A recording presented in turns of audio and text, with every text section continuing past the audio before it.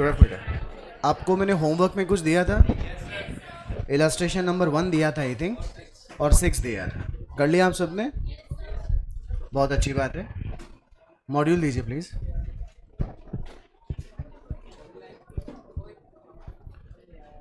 हम लोग illustration number 3 करेंगे अभी।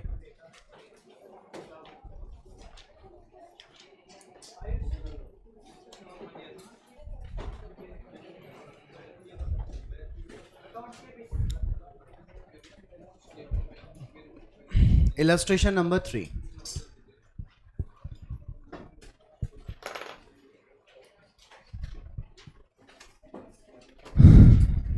करें बेटा start.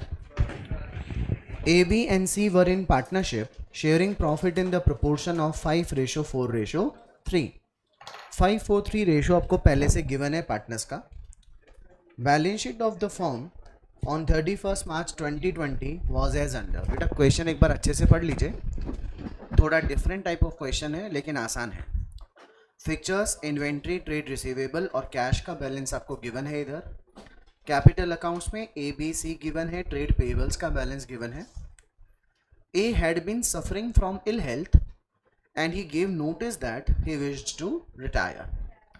An agreement was therefore entered into as on 31st March 2020, the terms of which were as follows. The profit and loss account for the year ended 31st March 2020, which showed a net profit of rupees 48,000। बेटा 31 March 2020 को जो साल खत्म हुआ उसमें net profit कितने रुपए का था? 48। That was to be reopened, जिसे अपन वापस से क्या करेंगे? रीओपन करेंगे, मतलब उसमें कुछ गड़बड़ी थी। B was to be credited with rupees 4,000 as bonus in consideration of the extra work which had devolved upon him during the year। अपन ने पिछले साल उसे कुछ एक्स्ट्रा काम दिया होगा जिसके बदले अपने को उसे क्या देना चाहिए था? बोनस देना चाहिए था, बट अपन ने उसे ऐसा नहीं किया। The profit sharing ratio was to be revised from April 1st 2019, यानी पिछले एक साल से पहले हम लोगों को क्या करना है बेटा? प्रॉफिट का रिवीजन करना है। वैसे तो अपने को प्रॉफिट कौन सी ईयर के गिवन है? 31 मार्च 2020 को, लेकिन उसमें से प्रॉफिट में से पहले क्या करेंगे? बोनस निकालेंगे और वो प्रॉफिट वापस से पार्टनर्स को देंगे। लेकिन अब की बार रेशियो रिवाइज कर दिया, वो भी कब से? एक साल पहले जाकर, और उसे कितना कर दिया गया? 3:4:4। ठीक है बच्चा लोग, आगे। Goodwill was to be valued at 2-year purchase of the average profit of the preceding 5 years। The fixtures were to be valued by an independent valuer and valuations arising out of the above agreement were goodwill। अपने को निकालने की जरूरत नहीं है, पहले से goodwill कितना दिया है? 56,800 and fixtures rupees 10,980। A provision of 2% was to be made for doubtful debts and the remaining assets were to be taken at their book values। B and C agreed, आगे पढ़िए क्या बोलता है? B and C agreed that to continue the business, वो आपस में business क्या करेंगे बेटे? कंटिन्यू करेंगे। Sharing profits in the ratio 3:2। Okay. And decided to retain the fixtures on the books at the revised value. जो फिक्चर आपने A के टाइम पे रिवैल्यू किया था वो 10,980 का था ना बेटा, बट इंक्रीज कर देंगे प्रोविजन फॉर डाउटफुल डेट्स को। कहां तक इंक्रीज कर देंगे? 6% तक ले आएंगे। देखो ए की प्रेजेंस में कितना परसेंट बनाया गया? 2%। लेकिन ए के जाने के बाद बी और सी ने डिसाइड किया कि वो जो बिजनेस कंटिन्यू करेंगे उनमें उनको लगता है कि प्रोविजन 2% नहीं, कितना मेंटेन करना चाहिए? 6। बेटा कितना इंक्रीमेंट आएगा? 4। Can I ask one question? 2% का जो इंक्रीमेंट का इफेक्ट आएगा वो एबीसी पे आएगा बेटे, लेकिन जो 4% का इंक्रीमेंट आएगा वो केवल बी और सी, नॉट ए पे, बी और सी पे आएगा। Submit the journal entries necessary to give effect to the above arrangement and to draw up the capital account of partners after carrying out all adjustments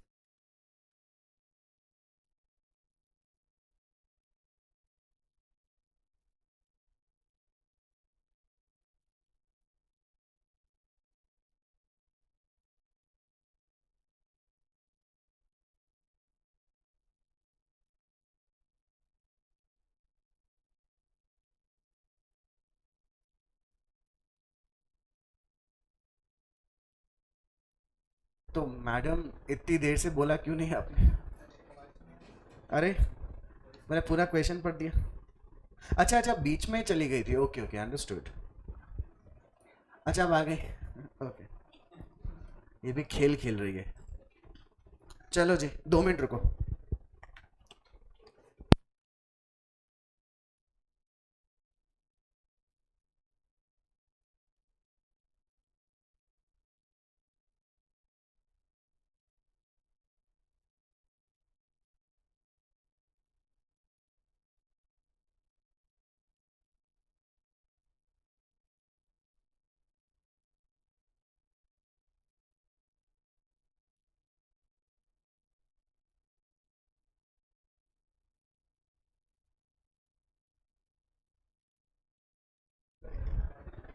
हाँ बेटे, पहले तो इस क्वेश्चन की थोड़ी सी हम लोग डिस्कशन इसके रेशो पे जो चेंज हो रहा है उसके बारे में करते हैं। देखो ध्यान से, पहले कितने पार्टनर है बेटा?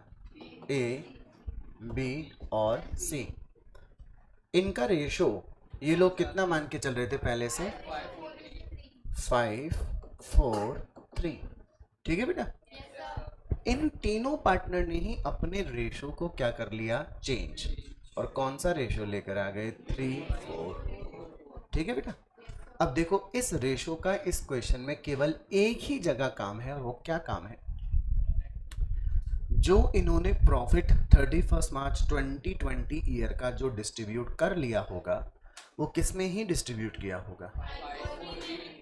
तो जब इनसे प्रॉफिट वापस से लिया जाएगा बोनस देने के लिए, तो ये प्रॉफिट कौन सा ही लेंगे? 5:4:3 में वापस ले लेंगे। फिर इस रेशो की कहानी हमेशा के लिए क्या हो जाएगी? खत्म। क्योंकि इन्होंने तो 1 साल पुराने से अपना रेशो क्या रिवाइज कर लिया था? 3:4:4। एम आई क्लियर बेटा? फिर कौन सा पार्टनर रिटायरमेंट ले गया? ए के जाने के बाद केवल कितने पार्टनर बचे? बी एंड सी। और उनका रेशो क्या हो गया? 3। यानी जब मैं बी एंड सी के गेनिंग रेशो की बात करूंगा ना, तो बेटा इस ओल्ड रेशो का कोई भी मतलब नहीं है, क्योंकि इन्होंने तो अपना रिवाइज्ड ओल्ड रेशो 3:4:4 कर लिया था कि नहीं कर लिया? पहले सब एक बार फिर से बताओ, एग्री करते हो आप लोग? लिखना शुरू करो बेटे। Working note number 1।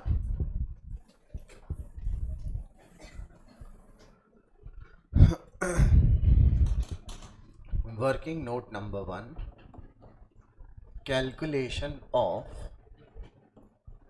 gaining ratio of B and C। Gain ratio का फॉर्मूला क्या होता है बेटा? New ratio minus old ratio. पहले लिख लो revised old ratio. Old ratio भी तो रिवाइज हुआ ना इस क्वेश्चन में। कितना बेटा?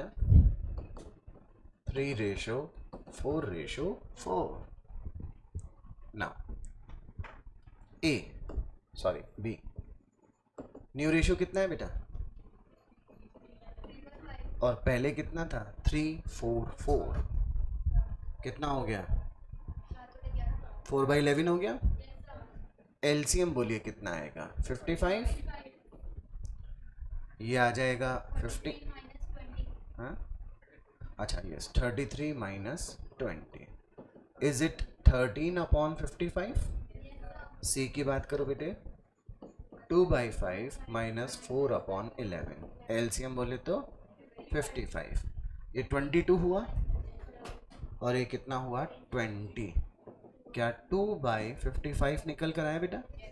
गेन रेशियो की बात करें बी एंड सी की, तो क्या वो रेशियो 13:2 है क्या बच्चा लोग? पक्की बात क्लियर ना?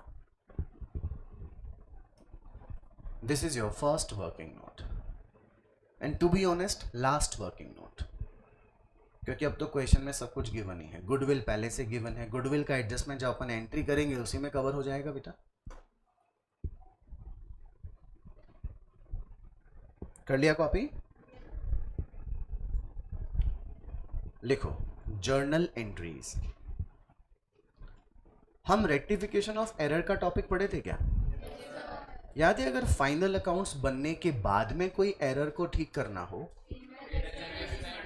याद आया? यहाँ पे पैसा किस में जा चुका था? पार्टनर्स के पास पहुंच चुका था बेटा। जब पार्टनर्स के पास प्रॉफिट गया था तो पार्टनर्स के कैपिटल अकाउंट क्रेडिट हुए थे क्या बेटे?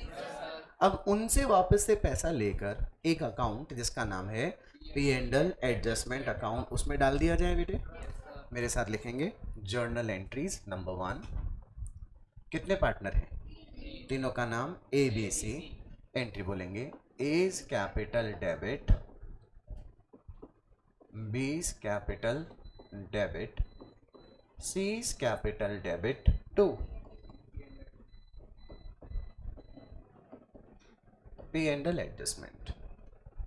हाँ बेटा, ये प्रॉफिट कितने रुपए का डिस्ट्रीब्यूट हो गया है? 48,000 का डिस्ट्रीब्यूट हो चुका बेटा।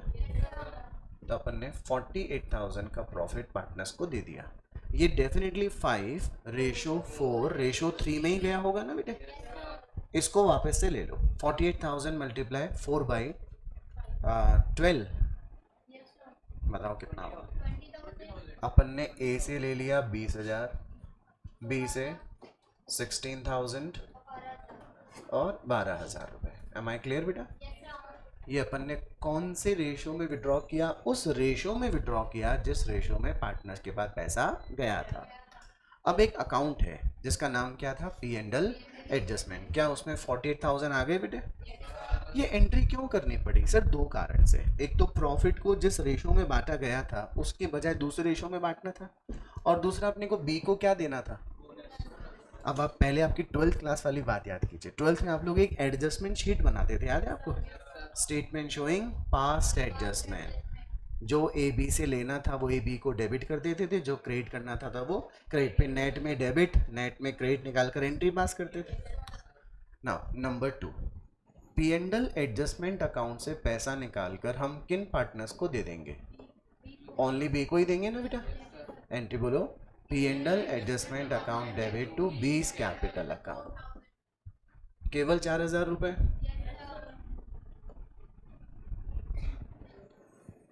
फिर नंबर 3, आपके पास P and L adjustment account में बैलेंस कितने रुपए का रह गया?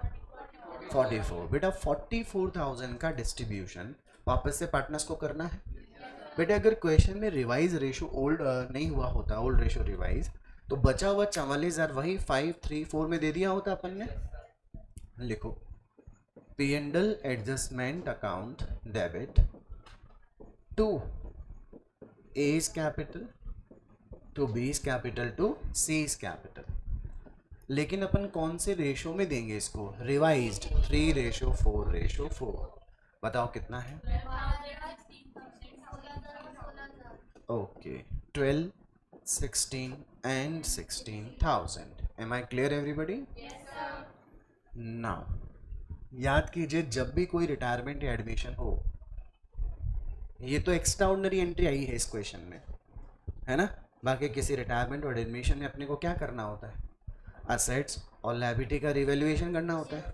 देखो इस क्वेश्चन में भी असेट और लायबिलिटी का रिवैल्यूएशन हो रहा है क्या? हो रहा है ना? मेरी तो देखें सब बच्चे, हालांकि जो हम लोग स्टैंडर्ड तरीके से क्वेश्चन सॉल्व करते आए हैं उस क्वेश्चन से भी सॉल्व हो सकता है तरीके से, लेकिन क्योंकि मॉड्यूल में एक दूसरा तरीके से सॉल्यूशन दिया है तो वो भी मैं एक्सप्लेन कर देता हूँ। बेटा एक असेट की वैल्यू इंक्रीज हुई, एंट्री बोलिए टू रिवैल्यूएशन। एक असेट की वैल्यू डिक्रीज हो गई, एंट्री बोलिए। अब आपको नेट प्रॉफिट निकालना था, प्रॉफिट आ गया मान लो। Revaluation account debit to A's capital to B's capital to C's capital, ये हो जाता। अल्टीमेटली आपने पहले असेट को डेबिट किया और फिर दूसरे वाली असेट को क्रेडिट किया, और पार्टनर्स कैपिटल को क्रेडिट किया कि नहीं किया? Asset to revaluation, revaluation to asset, revaluation to partner. Revaluation credit हुआ, 2 बार डेबिट हुआ, 0 हो गया कि नहीं हो गया? Can I speak that direct entry कि असेट की वैल्यू बढ़ गई 50,000 रुपये से। Asset account debit to A's capital to B's capital to C's capital, बोल सकता हूँ ना? असेट की वैल्यू डिक्रीज हो गई, तो असेट की वैल्यू डिक्रीज तो लॉस हुआ ना। A's capital, B's capital, C's capital to, तो मेरा एक काम बच गया। रिवैल्यूएशन अकाउंट बनाने का और प्रॉफिट लॉस को ट्रांसफर करने का। तो हमने आज तक क्यों नहीं किया और ऐसा करते क्यों नहीं आए, कुछ तो रीजन होगा। बेटा ये एंट्री का फायदा तो है लेकिन नुकसान बहुत बड़े बड़े हैं। इस एंट्री का फायदा ये है कि we are not opening revaluation account and we are not transferring the balance of revaluation to partners capital. लेकिन नुकसान बड़े बड़े ये हैं, आप कितनी असेट्स को बढ़ाएंगे उतनी दफ़ा ही, जितनी बार बढ़ाएंगे उतनी दफ़ा ही पार्टनर्स को क्रिएट करना पड़ेगा। जितनी एसेट को जितनी बार डिक्रीज करेंगे उतनी बार ही पार्टनर कैपिटल डेबिट होगा। बेटे लेजर पोस्टिंग में बहुत सारी पोस्टिंग एंट्रीज हो जाएंगी कि नहीं हो जाएंगी। कई बार पार्टनर क्रेडिट हो रहा है, कई बार पार्टनर डेबिट हो रहा है, बहुत हेक्टिक काम हो जाएगा कि नहीं हो जाएगा। इसलिए कौन सा अकाउंट ओपन कर लिया जाता है, सिंगल अकाउंट। प्रॉफिट आ गया क्रेडिट में, लॉस आ गया डेबिट में, प्रॉफिट ज़्यादा प्रॉफिट को बांट दो, लॉस ज़्यादा लॉस बांट दो। टेल मी यस और नो। बट इस क्वेश्चन में ये ट्रीटमेंट दिया हुआ है इसलिए मैं आपको ये एंट्री समझा रहा हूँ। Am I clear? देखो एक कौन सी एसेट बढ़ी है बताइए, फिक्चर्स। फिक्चर्स की बुक वैल्यू देखो पहले कितनी थी, 8,200, लेकिन उसका मार्केट वैल्यूएशन कितने पर हो गया, 10,900। बताएं कितने रुपए से बढ़ी, 2780, 2,780 से फिक्चर की वैल्यू बढ़ गई। पहले मुझे एंट्री लिख लेने दो फिर आप लोग लिखना।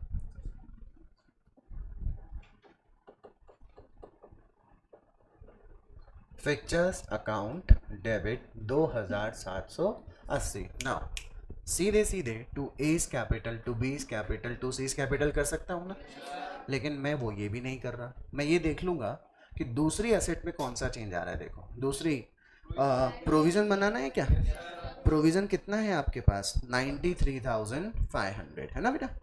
डेटर्स का वैल्यू 93,500 है ना, इसका 2% बोलो कितना है, 1,870। अच्छा अगर न मैं नॉर्मल रिवैल्यूएशन करता तो एंट्री क्या होती, fixtures account debit to revaluation, फिर revaluation account debit to provision. Am I right ना। मैंने किसको गायब कर दिया, फिक्चर डेबिट टू नहीं किया, रिवैल्यूएशन डेबिट नहीं किया, सीधे सीधे क्या लिख दिया, to provision for bad debts. कितना बताया आप मेरे को, 1870। बेटे असेट बढ़ने से प्रॉफिट कितना हुआ होगा, 2780। असेट पे प्रोविजन बनाने से लॉस कितना होगा, 1870। नेट में प्रॉफिट हो रहा है कि नहीं हो रहा है, कितने रुपीस का, 910। नाउ प्लीज ये रेशो रिवाइज हो चुका है कि नहीं हो चुका है, मतलब 543 का चैप्टर खत्म, किसका चैप्टर शुरू, 344 I am sorry, to A's capital to B's capital to c's capital. Now 910 को बांटिए 3/11, 248, 331, 331। एम आई राइट बेटा। अच्छा सर इस एंट्री का पर्पस क्या है बेटा, वही पर्पस था जो रिवैल्यूएशन बनाने का था। अगर अपन एंट्री किए होते तो क्या करते नॉर्मल रिवैल्यूएशन में, एंट्री बोलिए प्लीज। तो रिवैल्यूएशन क्रेडिट कितने से होता, 2780। फिर revaluation account debit to provision, तो रिवैल्यूएशन डेबिट कितने से हुआ होता, 18,700। फिर revaluation account debit to A's capital to B's capital to C. कर सकते हो, कोई दिक्कत नहीं है। लेकिन कल को ये एग्जाम में एज इट इज क्वेश्चन आया, सपोज जैसा आता है बेटा, मैंने बताया था ना कॉपी कॉपी होके आ जाता है पूरा क्वेश्चन। कल को ये क्वेश्चन एग्जाम में आया तो याद रहेगा कि नहीं रहेगा, ये क्वेश्चन देखते याद आ जाएगा कि हाँ यार ये ओल्ड रेशो बढ़ा रहे हैं दूसरा कम कर रहे हैं। Are you understanding? फिर भी अगर नहीं याद रहे, ट्रीटमेंट ना आए, तो क्या बना के आ जाना, रिवैल्यूएशन। क्योंकि हमारा बेसिक पर्पस क्या है, पार्टनर्स के कैपिटल में सही ट्रीटमेंट डालना। Am I clear? ओके बेटे। रिटायरमेंट के टाइम पे एक तो हम लोग क्या कैलकुलेट करते हैं, गेनिंग रेशियो। क्या हमारा फर्स्ट वर्किंग नोट हो चुका था, रिवैल्यूएशन ऑफ एसेट लायबिलिटी करते हैं। तीसरा रिजर्व्स का ट्रीटमेंट, कहीं पर भी देखो रिजर्व्स हैं क्या आपके पास, रिजर्व्स नहीं है। फिर अपन ट्रीटमेंट किसका करते हैं, गुडविल का करते हैं। गुडविल का क्या, फर्म की गुडविल अपने को पहले से 56,800 दिए बेटा, इसमें से जाने वाला पार्टनर कौन है, ए का शेयर निकाल लें अपन लोग, करो देखें, 56,800 मल्टीप्लाई बाय 3/11, 15,000 490 के आगे 90 भी आ रहा होगा, 15,491 हो जाएगा। ये पैसा अपन किससे लेंगे? बी से और सी से, यानी गेनिंग पार्टनर से। Please pick the entry, B's capital debit C's capital account debit to, लिख लो बेटे।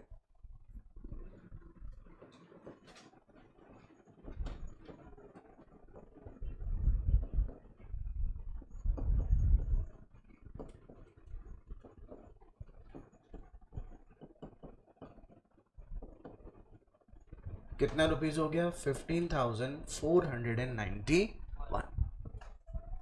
ओके, हाँ जी, इसको 13:2 में डिवाइड कीजिए। ओके,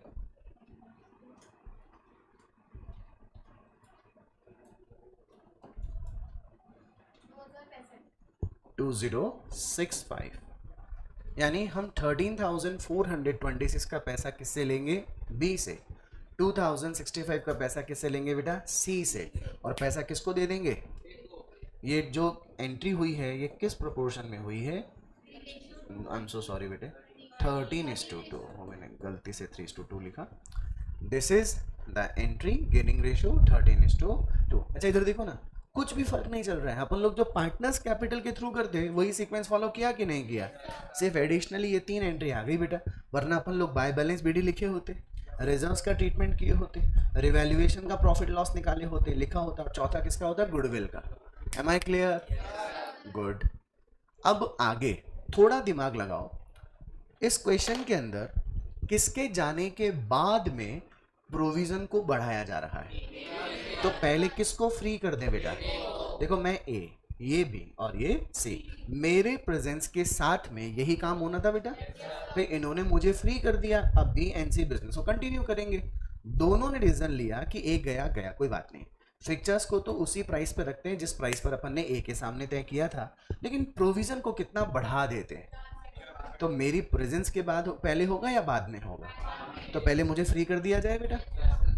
लुक एट मी बच्चा लोग, अगर मैं ए का क्लेम पता करता, पार्टनर्स कैपिटल के थ्रू पता करता, तो सबसे पहला स्टेप क्या लिखा जाता पार्टनर्स कैपिटल में? By balance BD. क्या लिखा जाता?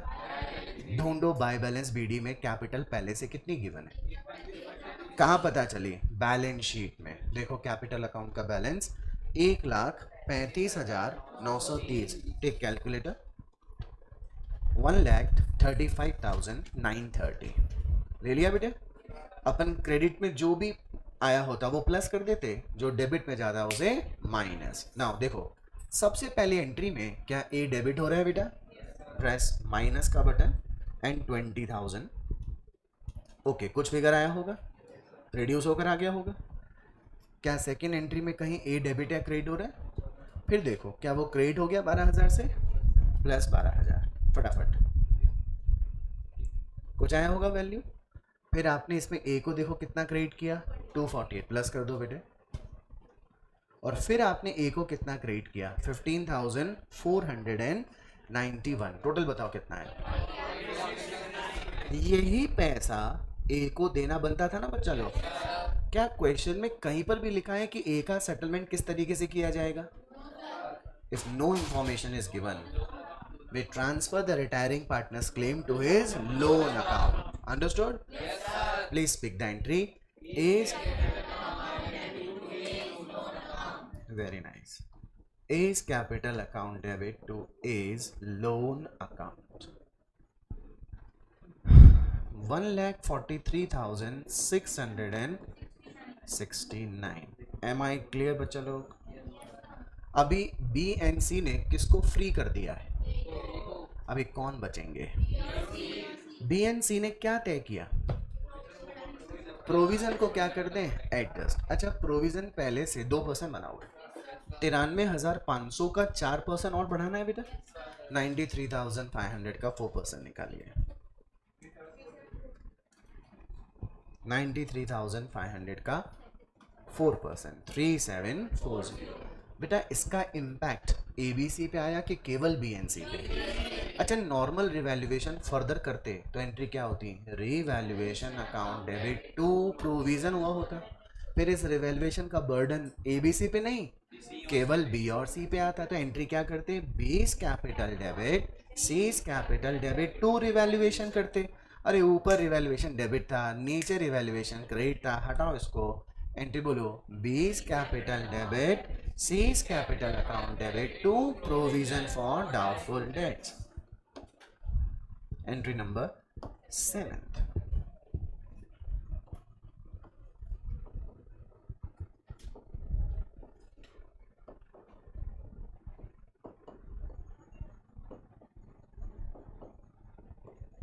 टू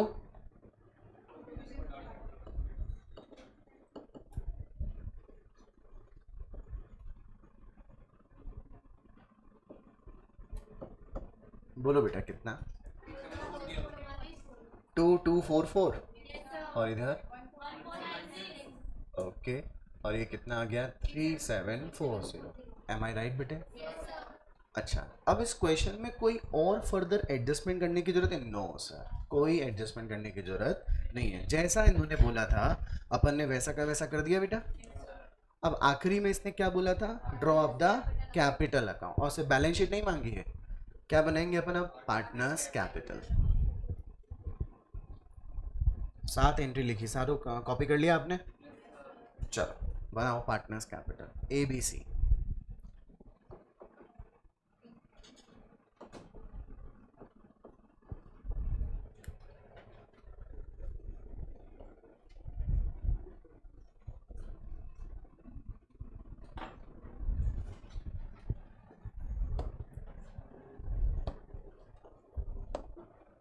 हाँ बेटा, सबसे पहला स्टेप बोलिए, बाय बैलेंस बी डी।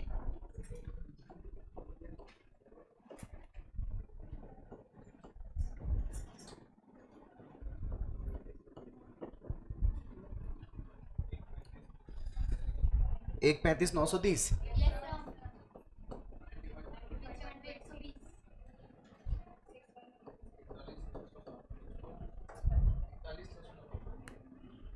नहीं बेटा, तूने ट्रेड पेबल का वैल्यू बता दिया यार, partners capital account ledger account ही तो है। फर्स्ट एंट्री देखो, first entry P and L adjustment credit हो रखा है और पार्टनर्स कैपिटल डेबिट हो रखे हैं।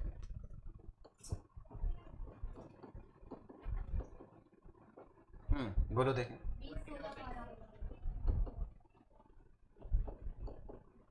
20,000,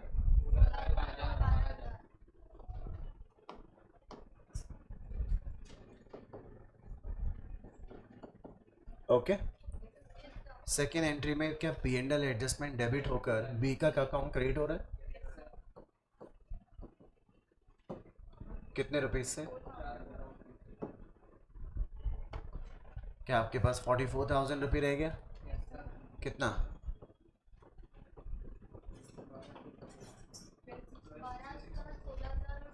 ठीक है।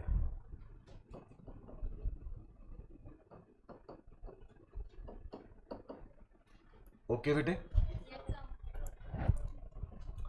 अब जो अपन लोग फोर्थ एंट्री में आए थे उसमें देखो, आपको लेजर पोस्टिंग करने में दिक्कत आएगी क्या, आएगी आएगी आएगी। आप कैसे कर सकते हैं, देखो फिक्चर्स अकाउंट डेबिट कर रखा है, प्रोविजन को क्रेडिट कर रखा है, पार्टनर्स को किसको डेबिट करोगे किसको क्रेडिट करोगे। यू रिमेंबर फ्राइडे लेक्चर एक एंट्री बनाई थी, मैंने कहा था रुकेंगे नहीं हम लोग, छोड़ेंगे थोड़ी कि एंट्री नहीं बन रही, पोस्टिंग नहीं हो रही, नहीं, बहुत इजीली। बताओ ये 248, 331, 331 फिक्चर के प्रॉफिट में से प्रोविजन का लॉस लेस करने के बाद है ना, बस अपने को बस वो मेंशन करना है, ठीक है। बाय फिक्चर्स लेस प्रोविजन, कि हमने जो ये अमाउंट निकाला है वो कैसे निकाला, फिक्चर के प्रॉफिट में से प्रोविजन के लॉस को लेस करने के बाद निकाला है। अगर नॉर्मल रिवैल्यूएशन होता तो बाय रिवैल्यूएशन आता कि नहीं आता, कितना बेटे, 248, 331, 331। Am I clear? इसके बाद जो नेक्स्ट एंट्री थी बेटा, देखो उसमें क्या अपन लोग गुडविल का एडजस्टमेंट किए हैं क्या, किसको डेबिट किया, बी को, किसको क्रेडिट किया, सी, डेबिट किया बी एंड सी को, क्रेडिट किया ए को, bye B is capital, Y C is capital. 13 4 26 2065. तो बेटा A तो क्या हो गया जी, क्रेडिट. B एंड C को डेबिट कर दें. क्या मेंशन करें? To A is capital.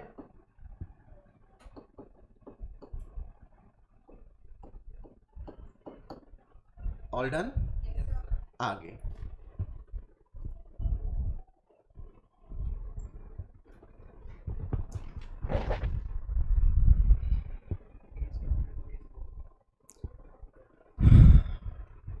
ए का जितना भी हिसाब तो पूरा कर लिया अपन ने.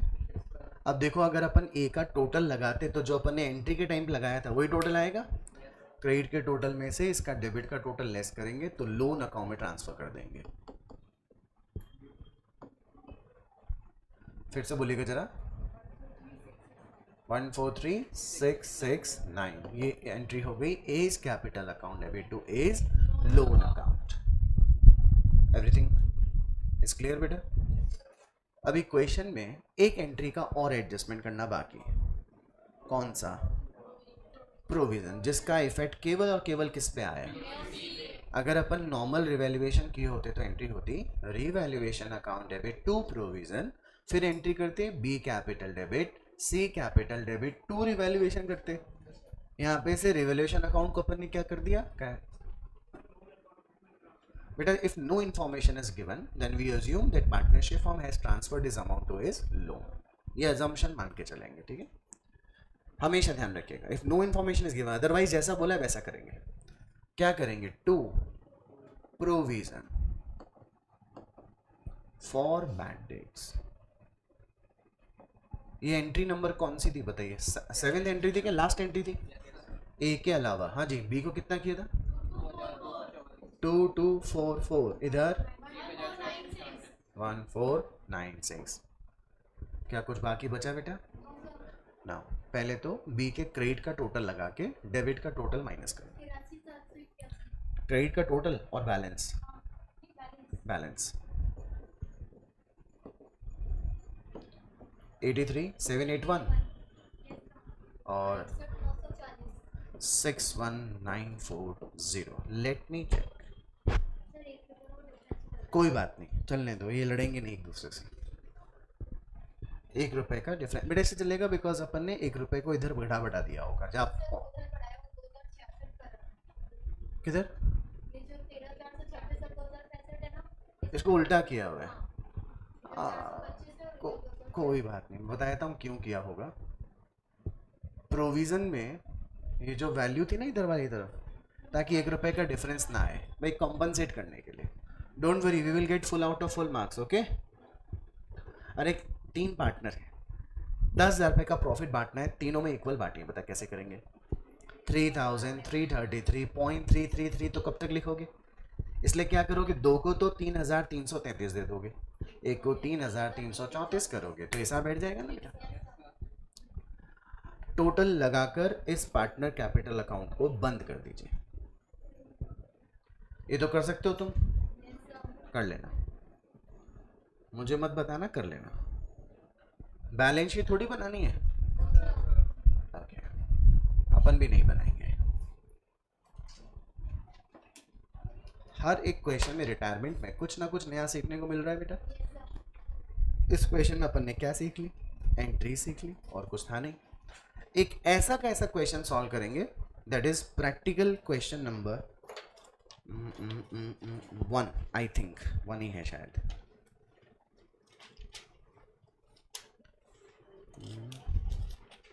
नहीं 1 नहीं है बेटा, 2nd है. मैं पढ़ रहा हूं क्वेश्चन, बताना ये सेम क्वेश्चन है क्या. देखो, ABC were partners in partnership sharing profit in the ratio 3:2:1. The balance sheet of the firm as on 31st February गलत है, 31st March 2020 was as under. बेटा page number 8.132. Practical question number 2. हाँ जी. ABC का old ratio कितना है बेटे और उनकी बैलेंस शीट गिवन है अपने को पहले से. आगे a on account of ill health, वहां पे भी कौन जा रहा था, बीमार हो गया था, जा रहा था, यहाँ पे भी क्या हो गया, बीमार और जा रहा है A. Give notice that he wish to retire from the firm. A retirement agreement was therefore entered on 31st March 2020, the terms of which were as follows. The profit and loss account for the year ended 31st March 2020, which showed a net profit of rupees 42,000, was to be reopened. अच्छा, पिछले वाले question में profit कितना था 48, यहाँ पे कितना है 42। B was to be credited with 6,000 as bonus, वहाँ पे कितना था बेटे 4,000। And the new profit sharing basis was to be revised, and the revised ratio is to be 2:3:1 as from April 1st 2019। एक साल पीछे जाकर रेशो रिवाइज कर लिया। तो बेटा जो क्वेश्चन में पहला रेशो गिवन था 3:2:1, उसका केवल एक ही काम होगा, जो 42,000 का प्रॉफिट 3:1 में बांट दिया था उसे एक बार लेकर उस कहानी को हमेशा के लिए बंद कर देंगे, और रिवाइज्ड ओल्ड रेशो कौन सा रहेगा 2:3:1। Am I clear? आगे देखिए, goodwill was to be valued at 2-year purchase of the simple average profit of past 5 years.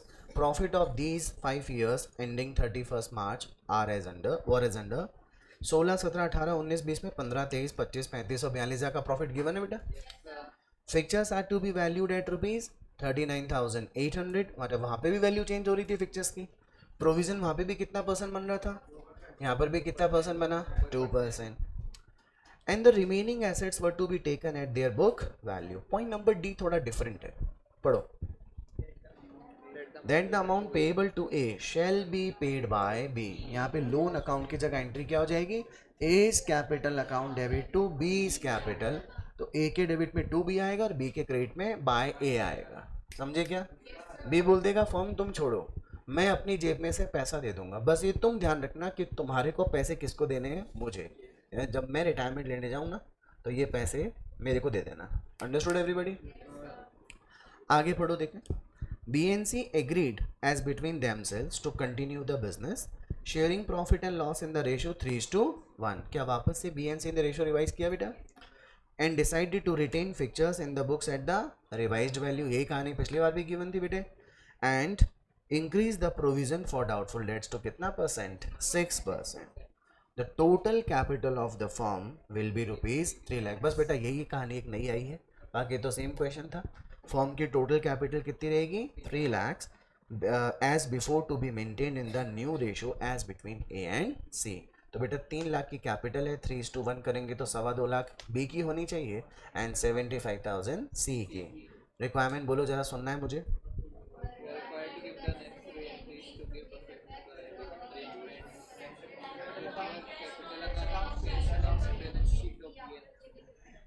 पूरा क्वेश्चन मांग लिया कि नहीं मांग लिया?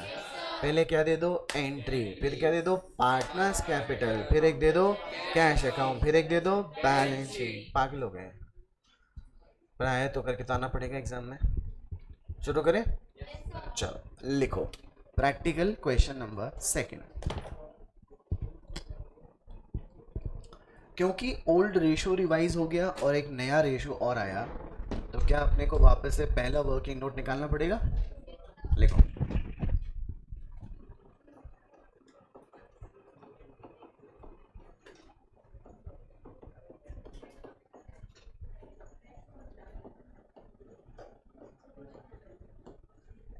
calculation of gain ratio of B and C।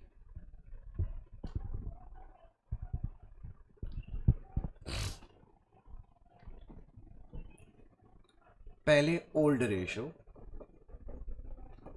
Of A, B and C 3:2:1।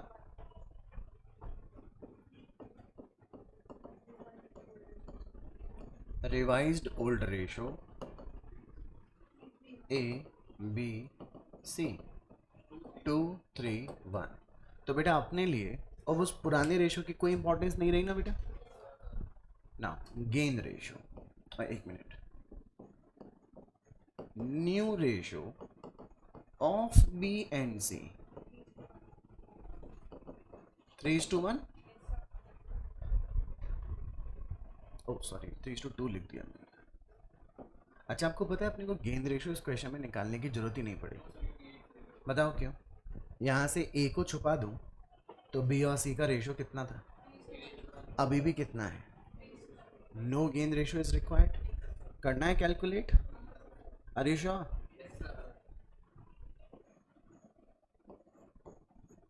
गेंद रेशियो आप ऐसे बॉक्स में बंद कर लेना 3:1, वरना अगर सॉल्व करोगे तो कितना ही आएगा? करके देखोगे? नहीं करोगे? पक्का समझ में आ गया?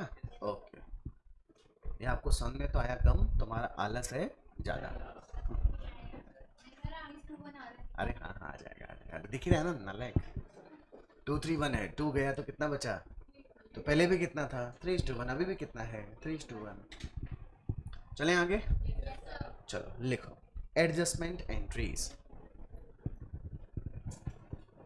एडजस्टमेंट एंट्री में पहली एंट्री, जो प्रॉफिट 42,000 का था आपने उसे पार्टनर्स में 3:1 में दे दिया था बेटा, वापस ले लो। एंट्री बोलो, A is capital debit, B is capital debit, C is capital debit to. लिखो 42,000 था बेटा, 3:1 की बात करें तो 21,000, 14,007। ये अपन ने जिस रेशो में दिया था उसी रेशो में अपन ने वापस से ले लिया। Am I clear? नेक्स्ट, जो profit and loss adjustment account में 42,000 का फिगर आया है उसे वापस से पार्टनर से ले लिया जाएगा। सॉरी, इससे लेकर पहले बी को पैसा दे दें अपन लोग। एंट्री बोलिए,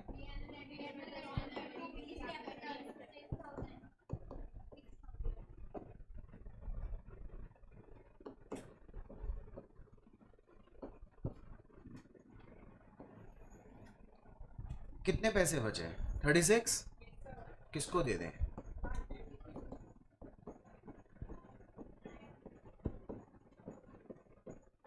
A is capital to B is capital to C is capital।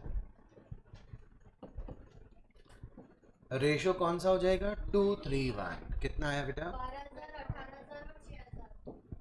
Okay 12, 18, 6, 12,000, 18,000, 6,000। अच्छा पहले के कंपैरिजन में क्वेश्चन अभी और इजी लगेगा क्योंकि अब सब कुछ वैसा का वैसे ही चल रहा है। चलो ये तो एक बेसिक नई बात अपने को इस क्वेश्चन में पड़ी। बाकी रिटायरमेंट में हम लोग बाय बैलेंस बीडी लिखने के बाद जब सीधे पार्टनर्स कैपिटल बनाते हैं तो उसमें रिजर्व्स का ट्रीटमेंट करते हैं। देखो कोई रिजर्व है क्या, फिर इवैल्यूएशन करते हैं बेटा। अभी अभी जो एंट्री मैंने आपको सिखाई थी उसी मैनर में हो जाएगी। एंट्री नंबर 4, कौन सी एसेट इंक्रीज हो रही है? फिक्चर्स। एंट्री बोलो, फिक्चर्स अकाउंट डेबिट। कितने से बढ़ रहा है फिक्चर्स? हाँ 9,800 से बढ़ रहा है क्या? मुझे क्यों नहीं दिख रहा है? हाँ यस यस 9,800। अच्छा डेटर्स पहले से कितने थे आपके पास? 90,000। 90,000 का 2% बोले तो 1,800। बेटा मैंने ये फिक्चर्स अकाउंट डेबिट लिखा है, ठीक है? Fixtures account debit 9,800। 2 प्रोविजन,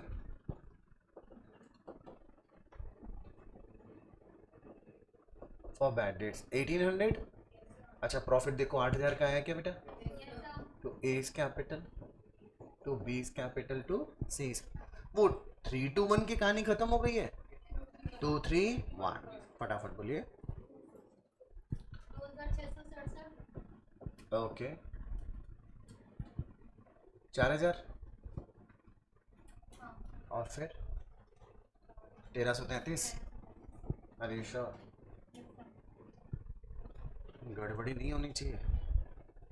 8,000 का रेशो 2:3:1 निकालेंगे। हाँ यस यही आएगा, यही निकल कर आएगा। ये आया बेटा? अच्छा रिवैल्यूएशन के बाद में किसका ट्रीटमेंट करते हैं? गुडविल का। देखो इधर देखो सब बच्चे, इलस्ट्रेशन नंबर 3 में फॉर्म की गुडविल पहले से गिवन थी, इसमें अपने को पहले क्या करनी पड़ेगी, गुडविल। अब ये वो मैं नहीं निकाल के दूंगा, तुम लोग को आता है गुडविल निकालना, पहले तो मुझे फॉर्म की गुडविल निकाल दो फटाफट। 56,000 गुडविल आ गई फॉर्म की, आपने 5 साल का प्रॉफिट ऐड किया होगा, डिवाइड बाय 5 किया होगा, एवरेज प्रॉफिट आया होगा, उसे किससे मल्टीप्लाई किया, 2 से, तो 56,000 गुडविल निकल कर आ गए। इसमें से रिटायरिंग पार्टनर का नाम बोलिए ए, 56,000 का 2/6। नाउ अब एक छोटी सी बात आपको ध्यान रखनी है, अभी आपने 18,467 बोला ना मुझे, यहाँ मुझे 18,466 बताएंगे, क्यों?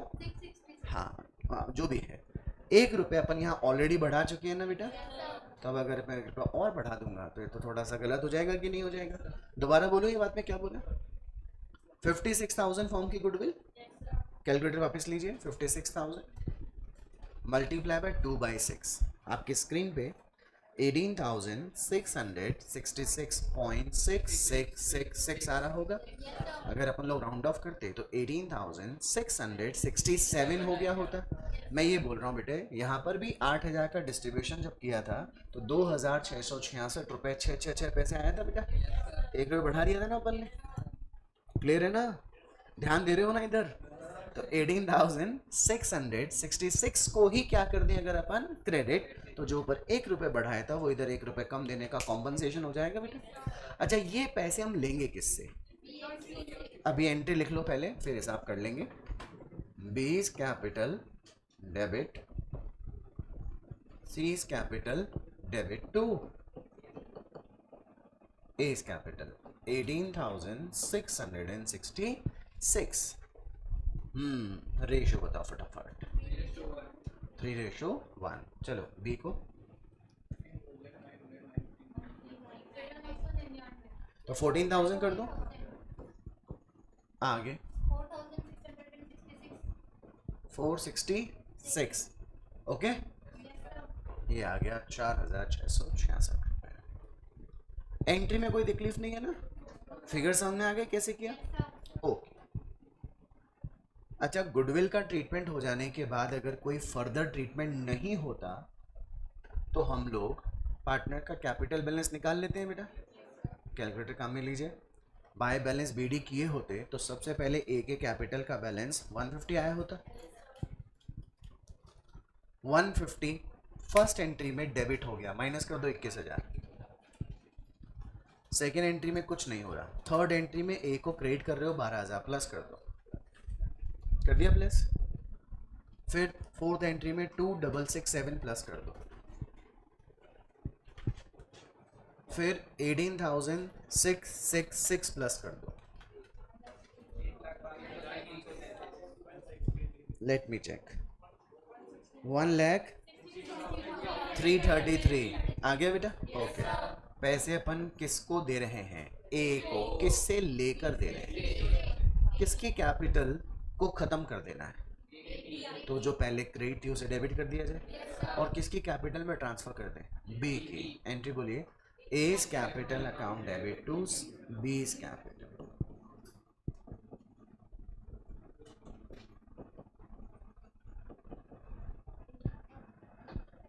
वन 333 ना। अब हमको आखिरी काम, नहीं आखिरी नहीं, इसमें तो पहले 2 बातें और हैं। एक तो ए को फ्री कर देने के बाद में क्या बी एंड सी ने प्रोविजंस में एडजस्टमेंट किया था क्या बेटा? प्रोविजन में एडजस्टमेंट केवल बी एंड सी की कैपिटल का होगा। एंट्री बनाओ,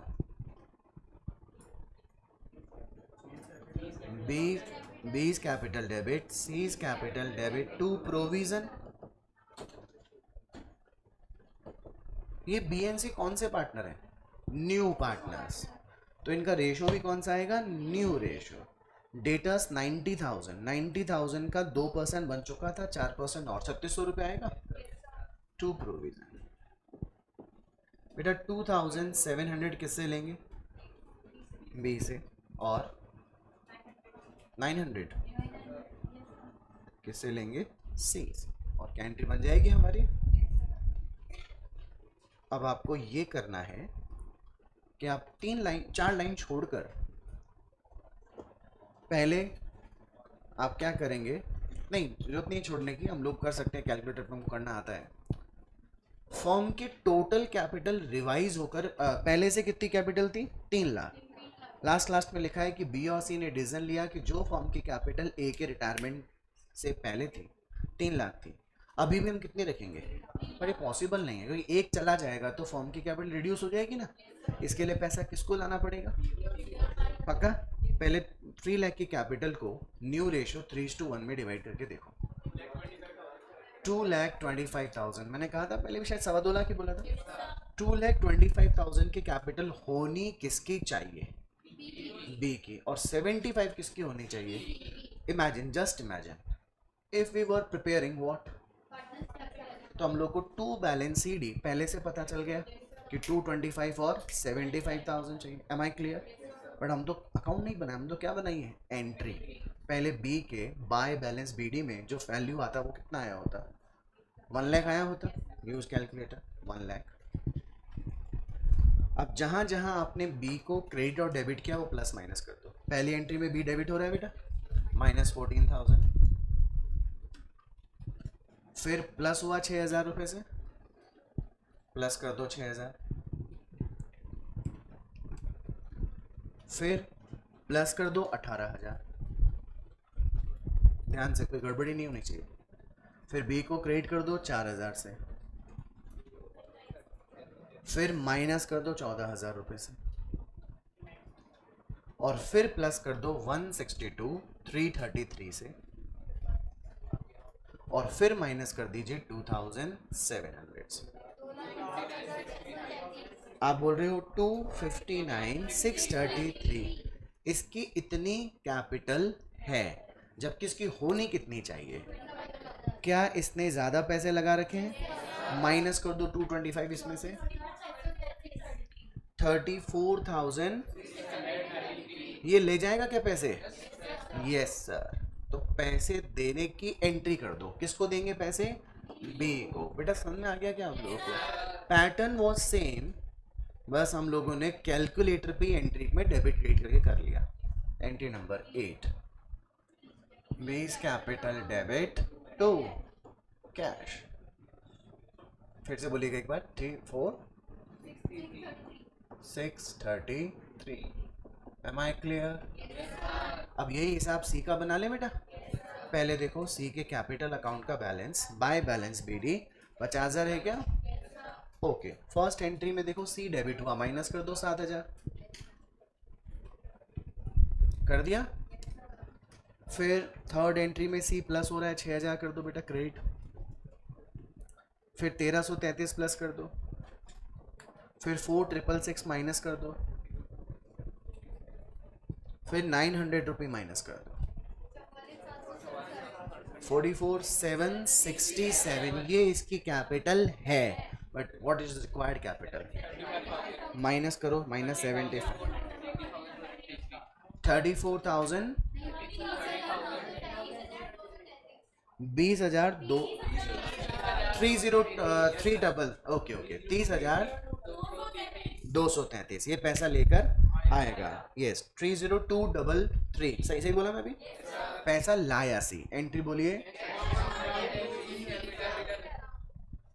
तुम कैलकुलेटर हाथ में रख के मेरे से ज़्यादा हीरो बनते हो क्या, आपने ऐसे बोल रहे हो, अरे सुन ले ढंग से, ये लिखा है। कल से मैं खुद का कैलकुलेटर लेकर आऊँगा, ध्यान रखना।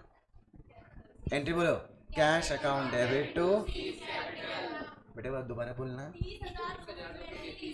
30,233, अंडरस्टूड। बस बेटा अब अपने को केवल क्या बनाना है, पार्टनर्स। मैं बनाऊं या तुम बनाओगे, अभी बना के दो मेरे सामने, फटाफट बना दो।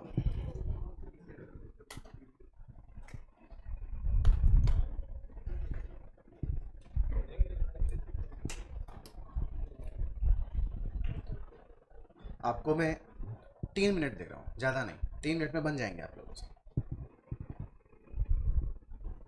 ए भगवान,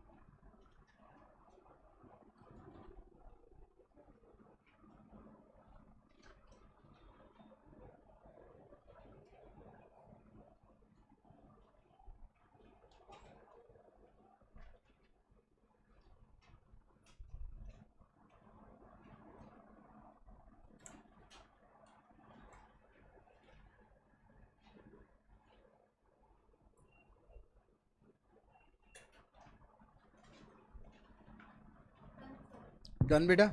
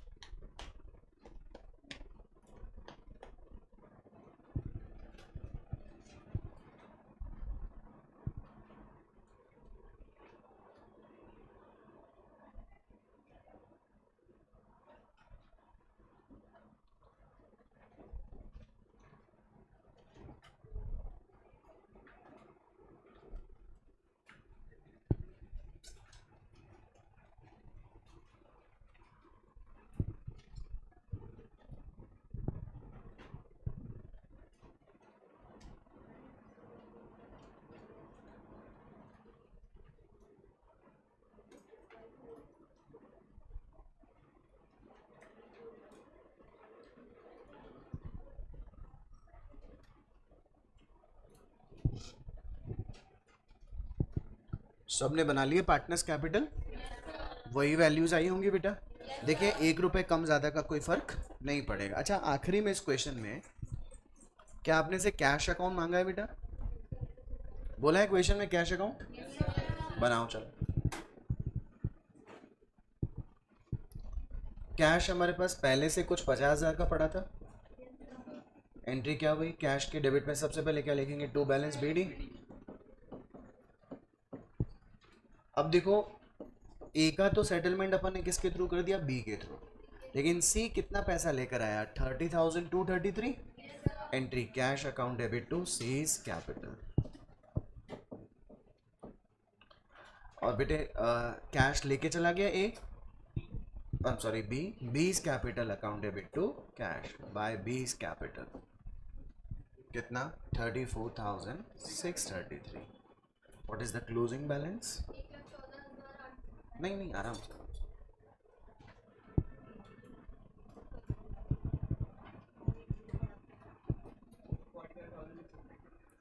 45,600।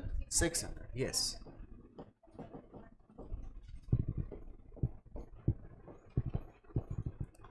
टोटल कितना हो गया ये? 80,233।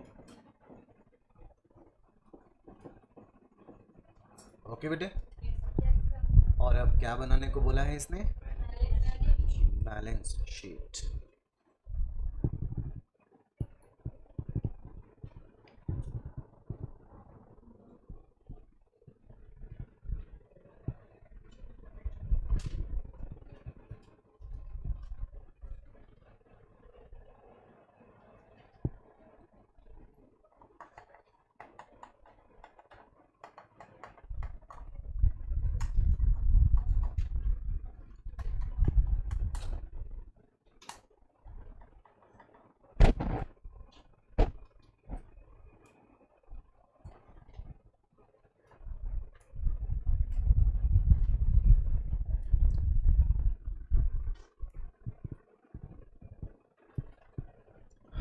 बनाए बैलेंस शीट। चलो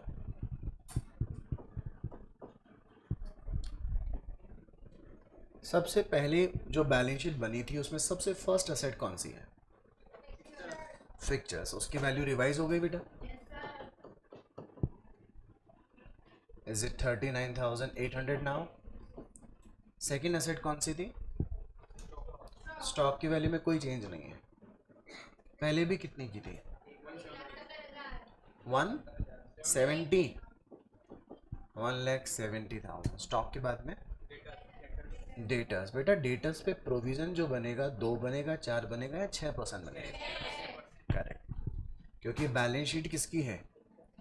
बी एंड सी की, तो लेस प्रोविजन।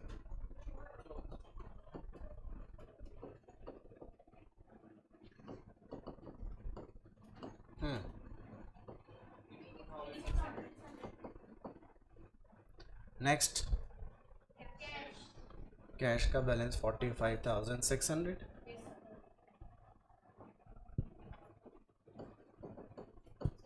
इसके बाद नेक्स्ट एसेट कंप्लीट। लायबिलिटीज में आ जाओ। बी की एंड सी।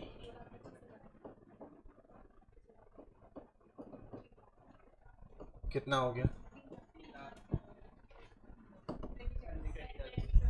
फिर कोई लाइबिलिटी नहीं है? 40।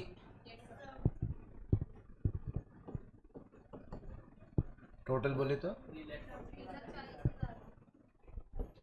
Done both sides. रिटायरमेंट समझ में आया बेटा? अब मैं आपको 2 क्वेश्चन होमवर्क में दे रहा हूं, please solve. Illustration number 10, illustration number 11 module से कीजिएगा, ICI मॉड्यूल से, है ना बेटा? मॉड्यूल से पेपर आपको डाउनलोड करना आता है ना वेबसाइट से। इलस्ट्रेशन नंबर कौन सा बोला मैं? 10 और 11। 2 क्वेश्चन इतने इजी हैं जैसे एडमिशन में आपने लीना मीना वाले क्वेश्चन किए थे ना, छोटे छोटे आरव नीरव पूरव वाले। नहीं, एक मिनट, आरव नीरव पूरव तो इसमें है, सॉरी। ये इतने आसान इलस्ट्रेशन है, इस पर कुछ भी नहीं है। Simple by balance BD, revaluation, goodwill, payment देना पेमेंट लेना, कहानी खत्म। 2 क्वेश्चन आप कर सकते हो। डाउट आए तो डेफिनेटली मेरे से पूछो। ओके बच्चा लोग? देखो, नहीं अभी थैंक यू नहीं मैडम, आई हैव 15 मिनट्स। बेटा मैं JLP की थ्योरी लिखवा दूंगा अभी, आप समझो। हाँ बोल। नहीं आया तेरे को? बता दूंगा। ले अभी जाऊं तो मेरे से पूछ लेना, ठीक है? हाँ, एकदम फ्रेश पेज पे आ जाइए, फ्रेश पेज पे फटाफट। टॉपिक का नाम लिखो, joint life policy. Joint life policy.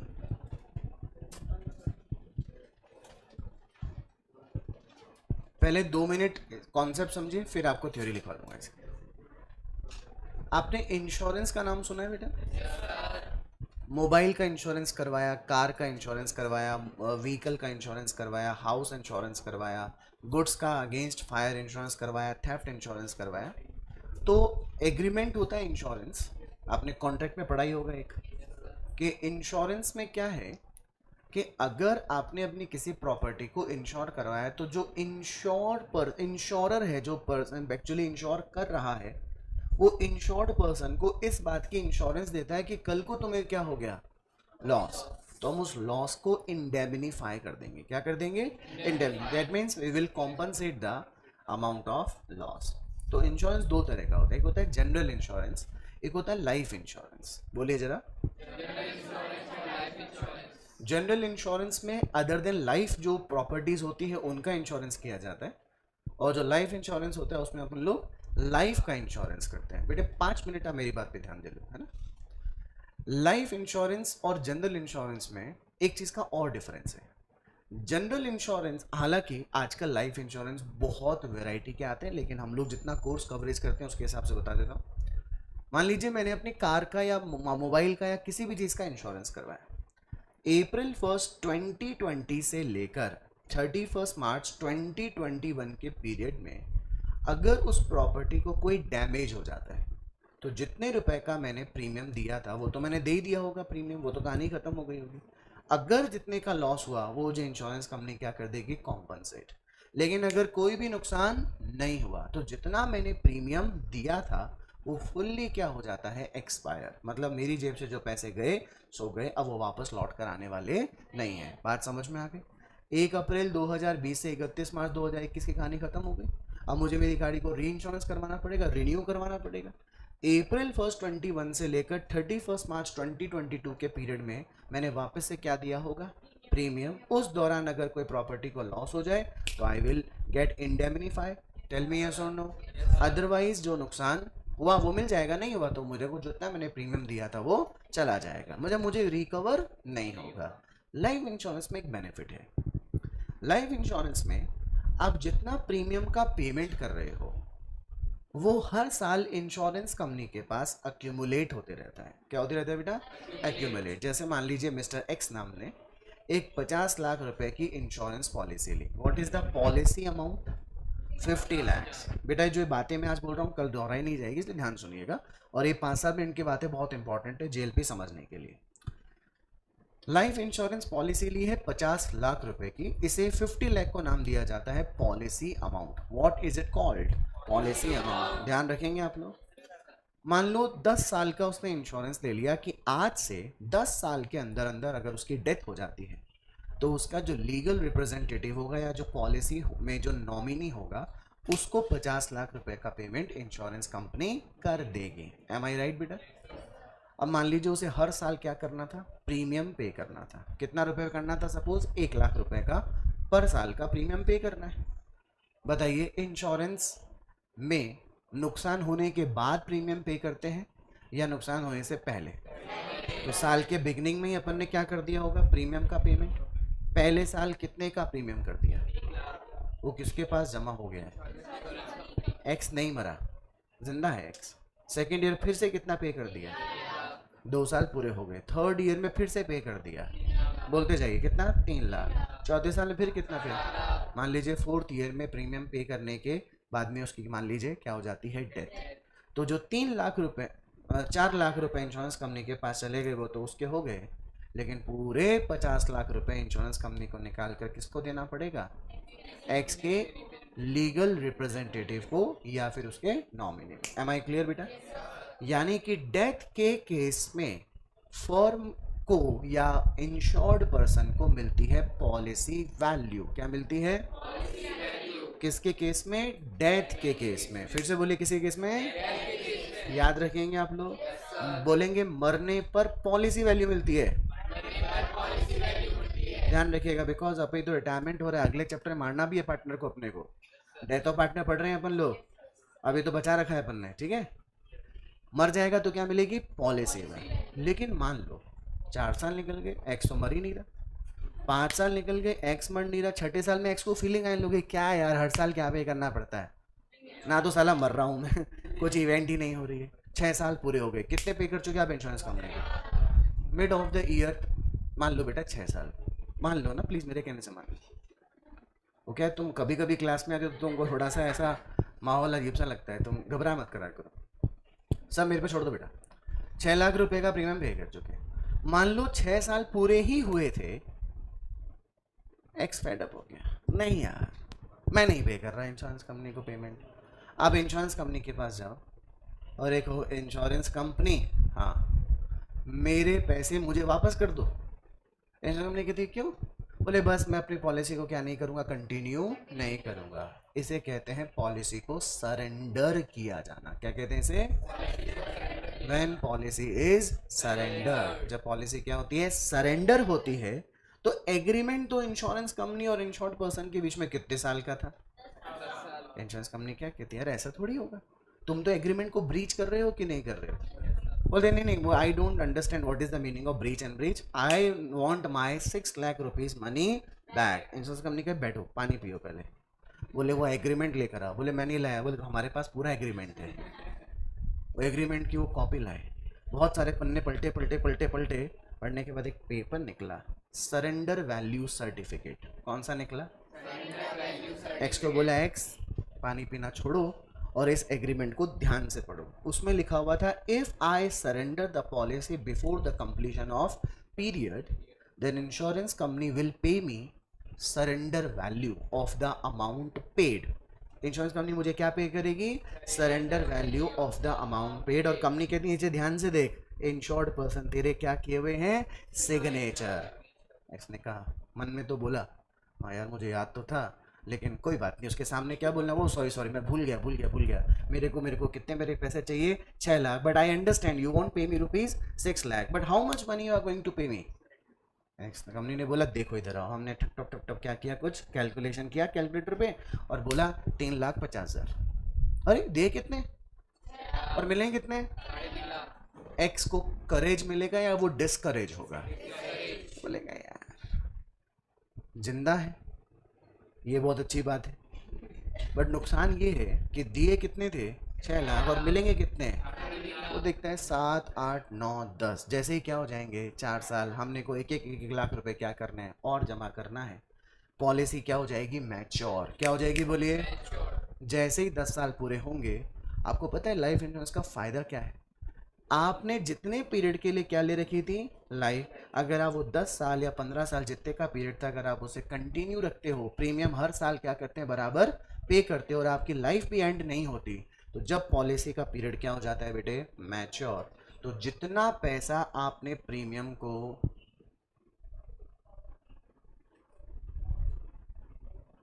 या तो मैं पढ़ाना बंद कर देता हूँ, आप लोग पहले जो आपके इंपॉर्टेंट टास्क है पहले वो कर लीजिए। नहीं वही तो मैं कह रहा हूँ, मैं 5 मिनट रुक जाता हूँ।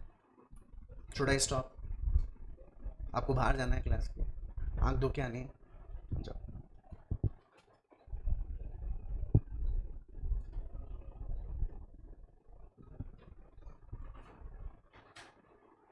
चले, कितने साल, हाँ मैं क्या बोला, पॉलिसी का पीरियड क्या हो गया, मैच्योर। जिस पर्सन का पॉलिसी का पीरियड क्या हो जाता है, मैच्योर, वो सर्वाइविंग पर्सन होता है। और देखो उसने पूरा प्रीमियम दिया कि नहीं दिया, इंश्योरेंस कंपनी जितने रुपए का प्रीमियम आपने दिया था, देखो बेटे मैं जो भी बोल रहा हूँ सिर्फ मानना, एक्चुअल में तो जब कभी आप लाइफ में क्या लेंगे, इंश्योरेंस लेंगे, तो आपको पता चलेगा कि पैसे कैसे आते हैं कैसे नहीं आते। अभी तो हम केवल अंडरस्टैंडिंग हो रही है हमारी।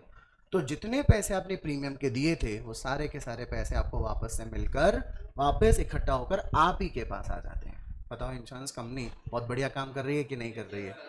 आप जिंदा हैं, आपने पूरे पैसे दिए, आपके पूरे पैसे एक मुश्त आपके अकाउंट में आ जाएंगे कि नहीं आ जाएंगे? आपको double benefit, you are surviving and your paid money return to you again. Tell me yes और नो। और अगर बीच में सलट लिए कहीं, तो आपके परिवार वालों को आपके जाने के बाद नुकसान नहीं होगा, उनको,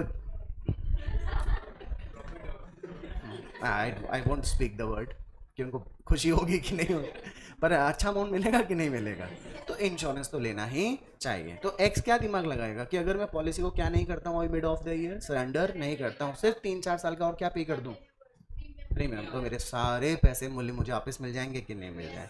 that's why this is the benefit of life insurance. Am I clear बेटा? बट आपके मन में एक सवाल शायद आया है कि नहीं आया, मैं बता देता हूँ। आपको नहीं लग रहा बेचारी इंश्योरेंस कंपनी को नुकसान ही लिखा है? मर गया तो पॉलिसी वैल्यू, जिंदा रह गया तो जो पैसा आया था वो वापस जाना पड़ रहा है, बोलो बोलो ना।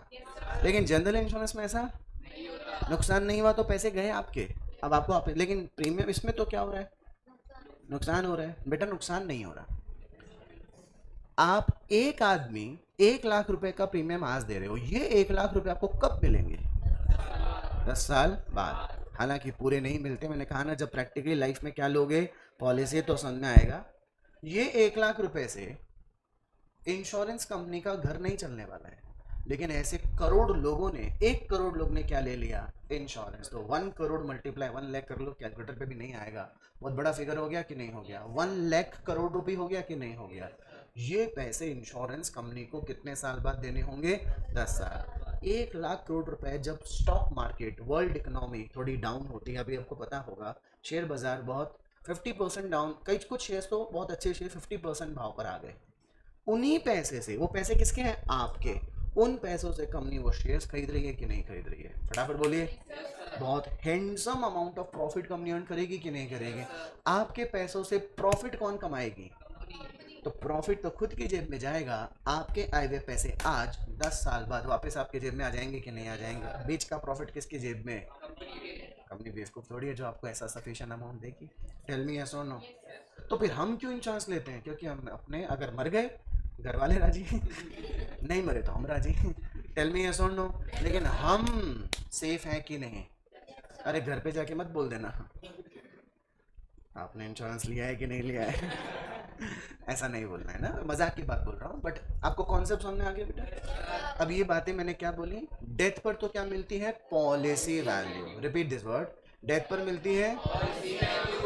दूसरा, मैच्योरिटी से पहले पॉलिसी को सरेंडर करने पर मिलती है सरेंडर। अब हमारे कोर्स में एक तो रिटायरमेंट है और एक डेथ। डेथ के टाइम पे तो क्या पढ़ेंगे अपन, पॉलिसी वैल्यू, रिटायरमेंट पढ़ेंगे सरेंडर वैल्यू। मैच्योरिटी से कोई लेना देना अपने को नहीं है, क्योंकि वो मैच्योरिटी कब, पार्टनरशिप फर्म कब मैच्योर करेगी पॉलिसी को, उससे कोई भी लेना देना नहीं होगा। 2 मिनट बचे हैं मेरे, नहीं राइट डाउन, नो लिखो फटाफट लिखो, नहीं लिखो, फटाफट, ऐसे थोड़ी होता है यार, कल मुझे फिर लिखाना पड़ेगा। 1 मिनट एक्स्ट्रा लूंगा मैं, लिखो। समटाइम्स, फटाफट लिखो फटाफट। Sometimes partnership form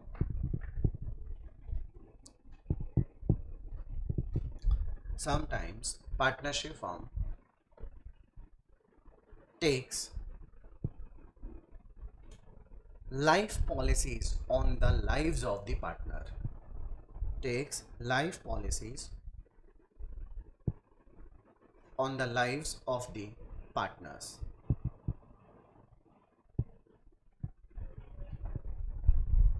When a single life policy, when a single life policy is taken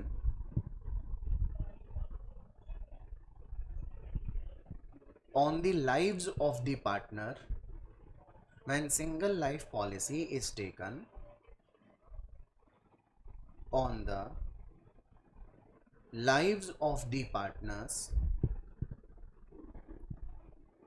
jointly, बेटा जब सभी पार्टनर्स की लाइफ को सिंगल मानकर एक पॉलिसी ली जाएगी जॉइंट में, वो कौन सी पॉलिसी होगी? then such policy will be called joint life policy। Bracket में क्या लिखेंगे? JLP। अंडरस्टूड? जाओ, नहीं लिया तुम्हारा मैंने 1 मिनट। शार्प 1:30 हुआ है भैया, दोष मत देना मुझे, गुस्सा तो आ रहा ही होगा, छोड़ा नहीं पहले है। कितने घंटे का गैप मिलेगा? आधे घंटे का? चल, पर तुमको खुश हो जाना चाहिए, कभी कभी छोड़ा है मैंने 5-7 मिनट पहले, है ना? तो एडजस्ट कर लिया करो, ठीक है? चल,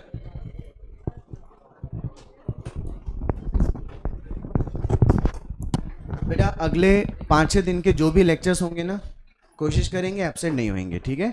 क्योंकि यहाँ से हमारा थोड़ा नए टॉपिक, पुराने तो आपने पढ़ी नहीं, आसान लगे होंगे। अब JLP, अगर पार्टनरशिप क्वेश्चन आया तो JLP का आता है, इसे ध्यान रखना आप लोग, एब्सेंट मत होना।